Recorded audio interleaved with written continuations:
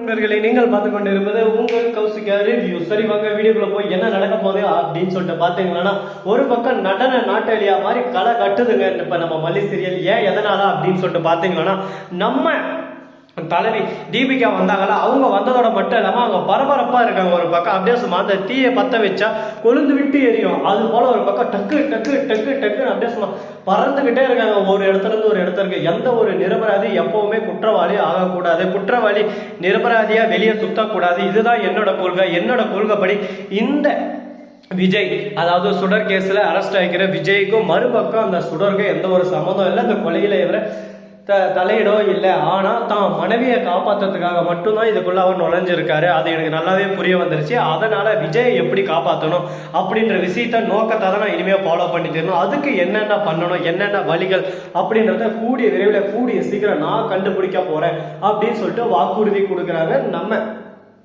தீபிகா. அதே சமயத்துல தீபிகாவை திடீர்னு ஒரு நபர் வந்து பார்க்கணும்னு சொல்லிட்டு சொல்றாங்க. அந்த சமயத்துல வெளியே இருந்த கான்ஸ்டபிள் உள்ள வந்து சொல்றாங்க, சரி ஓகே வர சொல்லுங்க அப்படின்னு சொல்லிட்டு சொல்றாங்க. அந்த இடத்துக்கு நம்ம அரவிந்த் வராருங்க. யாரு? அரவிந்தா? உண்மையாவா தான் சொல்றியா அப்படின்னு சொல்லிட்டு பாத்தீங்கன்னா, ஆமாங்க அரவிந்த் வராரு. அரவிந்துக்கும் தீபிகாவுக்கும் இதுக்கு முன்னாடி ஃப்ரெண்ட்ஷிப் இருக்கு. அவங்க பார்த்த உடனே, அரவிந்த் நீங்கன்னு சொல்லியிருந்தா நான் அப்பவே எதுவும் சொல்லியிருக்க மாட்டேன், நீங்க டைரக்டா வர வேண்டியதானே, நீங்க எதுக்கு இந்த மாதிரி சொல்லி அனுப்பி வரணும், என்ன இருந்தாலும் நீங்க ஒரு உயர் அதிகாரி, உங்களுக்கான மரியாதையை நான் கொடுத்தாகணும். அந்த மரியாதையை கேட்டு அதை பின்பற்றி வந்தாதான் அது எனக்கும் மரியாதை அப்படின்னு சொல்லிட்டு சொல்றாங்க. இன்னும் நீ மாறவே இல்லை அரவிந்த், சரி சொல்லு என்ன விஷயம் அப்படின்னு சொல்லிட்டு கேட்கிறாங்க. இந்த போலீஸ் ஸ்டேஷன்ல அரெஸ்ட் ஆயிருக்கிறாரு விஜய். அதுக்கும் மறுபக்கம் இந்த கொலைக்கு எந்த சம்மந்தம் இல்லை. விஜய் ரொம்ப நல்லவர், ஏன்னா விஜய் கூட நான் கொஞ்ச நாள் டிராவல் பண்ணியிருக்கேன் அப்படின்னு சொல்லிட்டு சொல்றாங்க. சரி ஓகே, நீங்க எப்படி இது அடிச்சு சொல்றீங்க, ஏன்னா நீங்க வந்து ஒருத்தர் மேல ரெஃபர் பண்றீங்க அப்படின்னு சொல்லிட்டு பாத்தீங்கன்னா, ஒருத்தருக்காக பணிந்து எங்கிட்ட வந்து பேசுறீங்கன்னா அதுல இருந்தே எனக்கு புரிஞ்சிருச்சு. எனக்கே தெரியும் விஜய் இந்த கொலையை செய்யலன்னு நல்லாவே. ஏன்னா விஜய் பின்பற்றும் வழிகள் எல்லாமே ஒரு பக்கம் நல்லா நேர்மையான வழியா தான் இருக்கு. அப்படிப்பட்டவரை இந்த விஷயத்தை செய்ய சான்ஸே இல்லை. ஆனா அதே சமயத்துல இதை செஞ்சது யாரு அப்படின்ற விஷயத்த நான் கண்டுபிடிச்ச மட்டும்தான் விஜய் வெளியே விட முடியும் அப்படின்னு சொல்லிட்டு சொல்றாங்க. ஆனா இது மல்லி மேல போடப்பட்ட குற்ற வழக்கு. மல்லி மாட்ட வேண்டிய இடத்துல விஜய் வந்திருக்காரு அப்படின்னு சொல்லிட்டு கேள்விப்பட்டா, மல்லி இதை பண்றதுக்கு வாய்ப்பே இல்லை. மல்லி சின்ன பூச்சிக்கூட அவங்க என்னைக்கும் துரோகம் நினைக்க மாட்டாங்க, எந்த ஒரு விஷயத்தையும் செய்ய மாட்டாங்க. அப்படிப்பட்டவங்க இந்த வேலையை செய்யறதுக்கு சான்ஸே இல்லை அப்படின்னு சொல்லிட்டு சொல்றாங்க. இவ்வளவு தெரிஞ்சுன்னு இருக்கீங்களே, எப்படி உங்களுக்கு தெரியும் பழக்கம் அப்படின்னு சொல்லிட்டு சொல்றாங்க. கடந்த கால வரலாற்றை பத்தி இவங்க எடுத்து சொல்றாங்க. இந்த மாதிரி நான் மேரேஜ் பண்ணிக்க வந்த டைம்ல தான் மல்லிக்கும் மறுபக்கம் விஜய்க்கும் கல்யாணம் ஆயிருந்து தெரிய வந்துச்சு. அது கான்ட்ராக்ட் மேரேஜ்னு தெரிய வந்துச்சு. அது மட்டும் இல்லாம விஜயோட வாழ்க்கையில வெண்பான்ற குழந்தை இருக்கா, அந்த குழந்தைக்காக தான் மல்லியை வந்தாங்க. அப்படிப்பட்ட வெண்பாவை பெத்த புண்ணியவதி ரேணுகா இறந்துட்டாங்க, அது கொலை பண்ணிட்டாங்க. அதை வந்து விஜய் மேல அபாண்டமா பழி போட்டு விஜயை மாட்டி விட பார்த்தாங்க. ஆனா அதுல இருந்து தப்பிக்கிறதுக்கு விஜய் எவ்வளவோ முயற்சி பண்ணாரு. அது மூலியமா தான் மல்லி வாழ்க்கைக்குள்ள வந்தா. அதுக்கப்புறம் தான் எல்லா விஷயமும் ஒரு பக்கம் தலைகீழ மாறிச்சு. அது மட்டும் இல்லாம நானும் அவங்க வாழ்க்கையில வந்தேன். அதுக்கப்புறம் அவங்க ரெண்டு பேருக்கும் புரிதல் இருக்கு, வெண்பாவை பிரிய முடியலன்றதுனால அவங்க ரெண்டு பேரையும் நான் சேர்த்து வச்சுட்டு நான் டீசெண்டா இதுல இருந்து விலகிட்டேன்.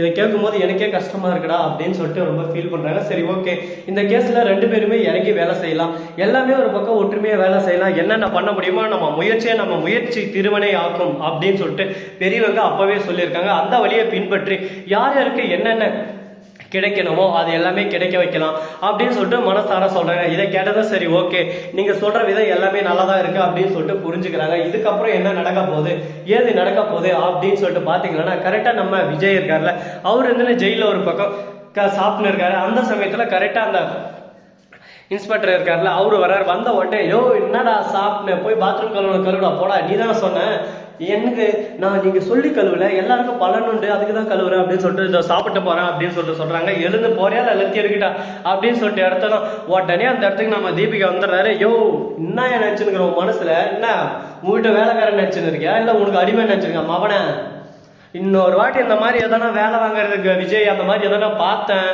வாயெல்லாம் உடைச்சு போடுவேன். இப்பவே உன்னை பாக்குறியா, 10 நாளைக்கு சஸ்பெண்ட் பண்றேன், உன் வேலையை இல்லாம பாக்குறேன் பாக்குறியா அப்படின்னு சொல்லிட்டு சொன்னது. மேடம் நான் புள்ள கட்டிக்காரன், நான் மன்னிச்சிருங்க, நான் பண்ணது தப்பு தான் அப்படின்னு சொல்லிட்டு சொல்ல, அவரு மட்டும் நான் புள்ள கட்டிக்காரன் இல்லையா, எல்லாருக்கும் புள்ள குட்டி சொந்தம் குடும்பம் எல்லாமே இருக்கு. நீ உன் வேலையை நீ பார்த்துனது, அவன் வேலையை அவர் பார்த்துன்னு இருக்க போறாரு. நீ தேவையில்லாம எதுக்கு அவர் மேல குற்றவாளி, இந்த ஸ்டேஷனுக்கு வர்றவங்க எல்லாருமே குற்றவாளியா இருப்பாங்கன்னு சொல்லிட்டு சொல்ல முடியாது. தப்பு செஞ்சவன், ஊரை கொள்ளடிச்சவன், மறுபக்கம் நிறைய பிஞ்சுங்களை வாழ்க்கையை கெடுத்தவன் இந்த மாதிரி நிறைய பேர் இருக்காங்க. அவங்களெல்லாம் போயிட்டு புடிச்சு அடிச்சு உதைச்சி இதுன்னா துப்பு இல்லை. இங்க வந்து உன் வீரத்தை வாண்டடா வந்து அரசுனா பாவம் இவர் மேல உன் வீரத்தை காட்டினிருக்கேன், உனக்கெல்லாம் வெக்கமா இல்லை, வெக்கம் கட்டவன மானம் கட்டவன அப்படி இப்படின்னு சொல்லிட்டு திட்டிடுறாங்க. உடனே அவன் பார்க்கணுமே அப்படியே மனசுக்குள்ள ஒரு வன்மத்தை வளர்த்துக்கிறான். தீபிகா நீ எல்லாம் ஒரு ஆளு, நீ எல்லாம் பேசுறத நான் கேட்கணுமா? மவளை உனக்கு இருடி, உனக்கு வைக்க வேண்டிய நேரத்தில் ஆப்பு வைக்க போறேன், உனக்கு கூடிய விரைவில் கூடிய சீக்கிரம் இந்த ஸ்டேஷன் திறந்தா போறேன்.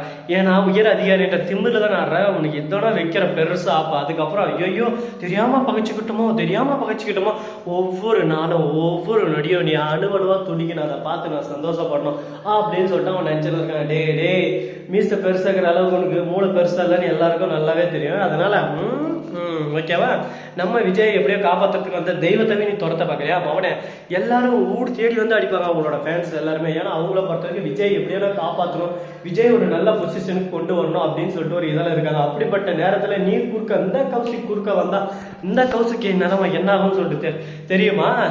பார்க்க தானே போறீங்க, பார்த்து தெரிஞ்சுக்க தானே போறீங்க. இந்த வீடியோ உங்களுக்கு பிடிச்சிருந்தா லைக் பண்ணுங்க, கமெண்ட் பண்ணுங்க, ஷேர் பண்ணுங்க, டிண்டிங் பெல்லை தட்டி விட்டு போங்க. அப்பதான் நாம் போற அடுத்தடுத்த வீடியோ உங்களுக்கு உடனுக்குடன் நோட்டிபிகேஷன்ல வந்து கொண்டே இருக்கும். மிக்க நன்றி. தேங்க்ஸ் ஃபார் வாட்சிங். டாடா, சீக்கிரம், நன்றி, வணக்கம், வந்தனம், வருக தருக.